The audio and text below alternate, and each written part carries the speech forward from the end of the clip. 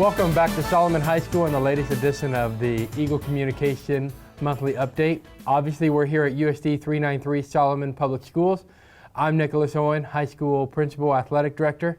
And today what I've brought with me is our FACS teacher, Katie Vincent. And the reason is obviously, you know, there's a big push throughout the state of Kansas with our CTE or Career and Technical Education classes.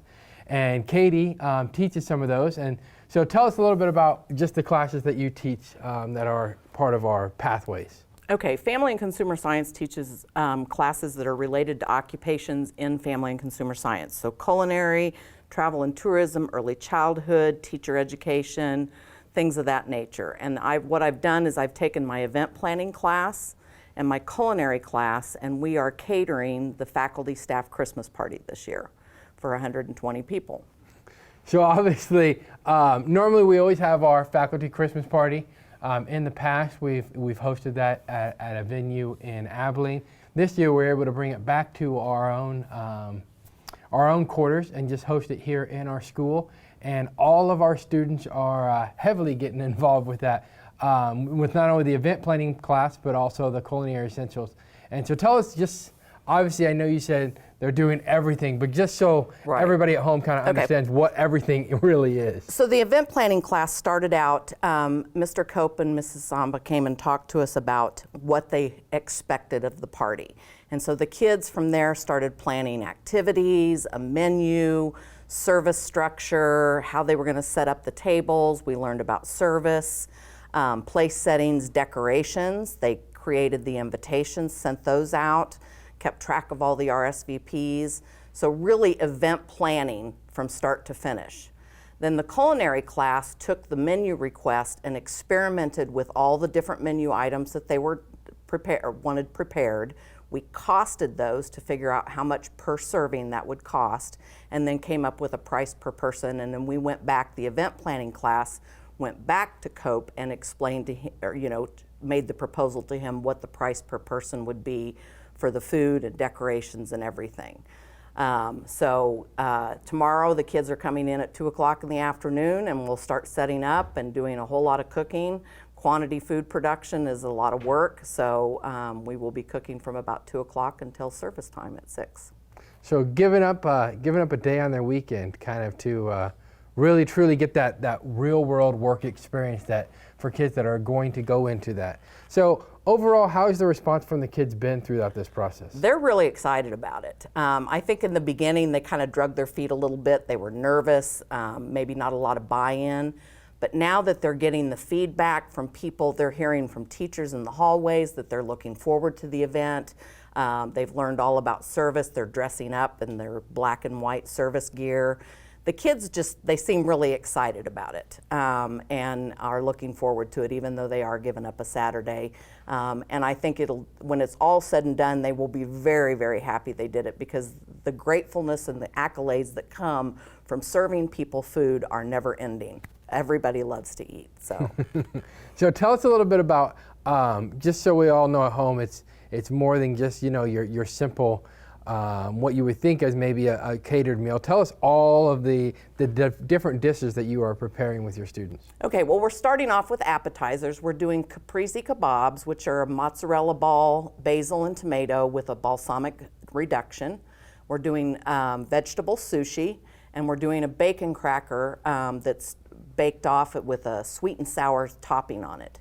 And then they'll start with a tossed salad at dinner.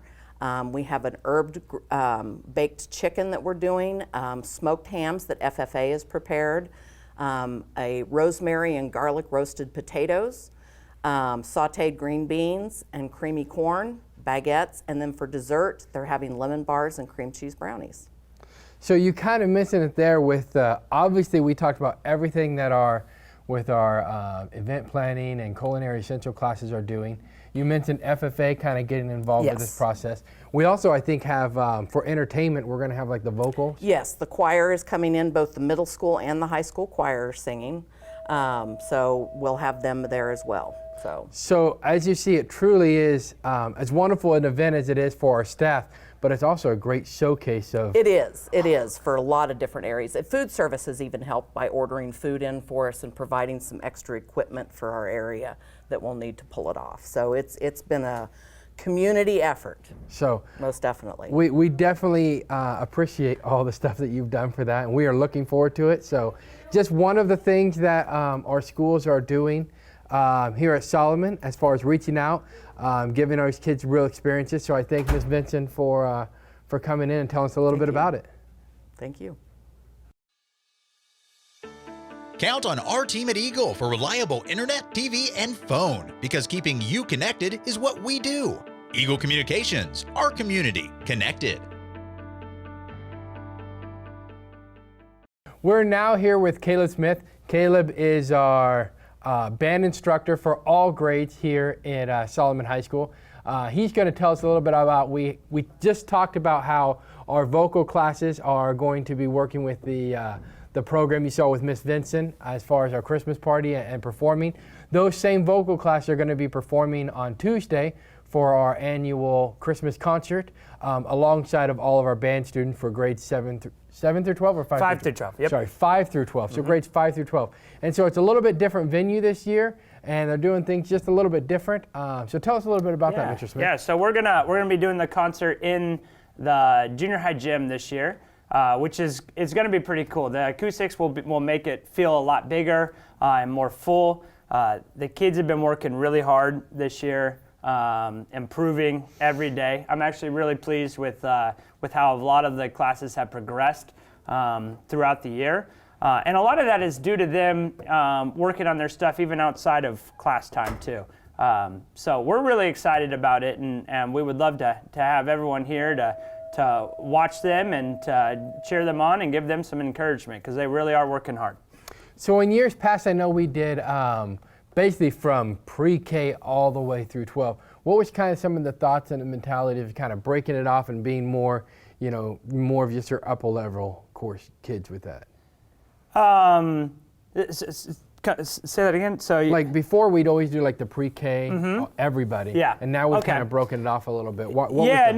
And that's just to give them more time to recognize their work ethic and what they've done. That was our main reason of wanting to split it up, just to give them more time to showcase them, to showcase each grades. And I think Mrs. Rodriguez really enjoyed her elementary concert. And we're really excited to, be able to give them a little bit more time to play music and a little bit longer to expand during the concert, and still keep that concert relatively reasonable on time. And so that's why we're really excited to give them more time to showcase their talents and what they've done. So as much as all of us, and our community members might love the entertainment, love the music, sometimes sitting on that hard seat for 2-3 hours is a little much. Tough. So breaking that stuff down, I think, has definitely been the mentality. But because you can't go too long with that, but then you want to make sure you give all your kids enough time. So I think that's a great idea. Yeah. Another great option is going to be able to actually use the stage. So have you performed in there before for concerts? Or tell us a little bit about that. We have. Long ago, we have performed on there, and I've really enjoyed it. When I got to do it 1 year, and it went really well. But we've been using the high school gym from there on out. It's just kind of worked out that way. So we're really excited to get back in there and be able to perform on the stage. It gives the kids kind of a new feel of performance. And it worked out really well the first time, and I think it's going to work great this time too. So tell us a little bit about what people are going to hear on Tuesday. Is it going to be just your standard Christmas music, or is it going to be a little bit? Give us a sneak peek of what we're going to get. Yeah, I like to split my music up a little bit. So each group will be playing some Christmas tunes, and they'll be playing some regular concert pieces as well, which I really enjoy, having the variety of music just to challenge them in different ways. But it should be a good mix of everything. Oh, sounds good. Yeah. Well, just to remind everybody at home, 7 o'clock on Tuesday, December 17th. December 17th will be the date. So if you can, stop by. We would love to have everybody here to support our kiddos. Grades 5 through 12 and any of the music, whether that be for vocal or band, will all be here showcasing all their talent. So we hope to see you here in the middle school gym on Tuesday. All right, Definitely. Thank you, Mr. Smith. Thank you. Count on our team at Eagle for business class phone, internet, and technology solutions, because keeping your business connected is what we do. Eagle Communications, our community connected. One of the last things I want to kind of talk about and showcase, obviously there's always so much stuff going around this time of year, but is our Operation Gorilla. I know you guys have heard about that before, and we've kind of talked about that on these Eagle Communications before, but this year there's really been a lot more outreach for Operation Gorilla. Way back years ago, we kind of talked about what we can do to give back directly to our community. We've always done lots of things as far as giving back to Dickinson County for food banks and so on and so forth, but we didn't really feel like there was much directly for our own family, and it's kind of grown. Even just the 3 years since I've been here, I know in my first year we helped about 20 families or so. Last year we were all the way up to almost 30 families that we helped with the Operation Gorilla, and this year we have ballooned over 40 families. And the real true reason why we can do all of that is just the community support. So to talk about some different things that we did this year, different in the past. Obviously we did our canned good drive throughout our high school and our elementary, but we also did a project called Stuff the Bus, and where we took our school vehicle and we parked it at different establishments. One day we parked it at the local Catholic church, we parked it at the Dollar General, and then on Saturday it's going to be parked at the Cowboy Way, and people kind of brought in their canned goods from the community, and the outpouring of support has just been absolutely amazing, let alone all the other outside organizations. The school has stepped up, obviously, because they're the ones who created and started this whole project, but what started as just a small, nice little idea years ago has really blossomed into such a beautiful event as an outpouring from our entire community. And I just kind of want to take the time to thank the community for all of their help, and also let them know that in the future, if they know of somebody who could benefit from the Operation Gorilla, that they call up Solomon Public Schools, call the district office, talk to Dean Ann in the district office, and she can definitely direct you to how you can help. So whether that's a donation yourself, or if that's just telling us a little bit about maybe somebody you think that could benefit from our community. But it's going to benefit, like I said, over 40 families and over 100 students who are students here at Solomon USD 393. So great program that's just grown over the years, and really could not have grown over those years without all the outpouring and support of all the different organizations. This year we had I guess you would say like an angel tree of families that was at DS&O Electric. All those were picked up and adopted off of from different community members. We have organizations that donate different meals. One donor who donated a turkey for every single family. So they have a turkey, plus all the other foods and goods that will be donated. So such a wonderful thing to take a little bit of stress off of those that really are struggling this time of year, and so that they can have a wonderful holiday season.